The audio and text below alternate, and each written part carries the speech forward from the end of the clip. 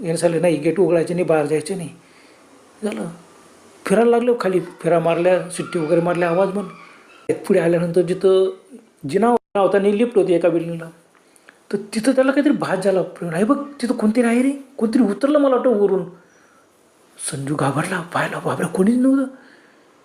मग प्रवीण दादाने सांगितलं हे बघ आपण लक्ष ठेवू, कोण आहे काय नाही. तेवढ्यामध्ये दुसऱ्या बिल्डिंगमध्ये कोणतरी त्यांना असं आकृती जाताना दिसली. बापरे कोणतरी गेलं तिथं बघा, कावडी भोर आकृती. बापरे. मग संजू म्हणाला कुठे आहे ते? अरे समोरच्या बिल्डिंगमध्ये. हे बघ 4 बिल्डिंग आहे, आपली आता जबाबदारी आहे, चल चल.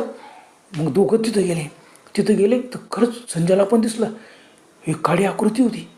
इकडून लगेच ती झपझप पावलं टाकत तिकडे चालली गेली, पुढे गेली. हे म्हणा चला, अरे काय फिरते तर गाड्यांमध्ये का गाडी चोरणार आहे? अरे पण गाडी चोरली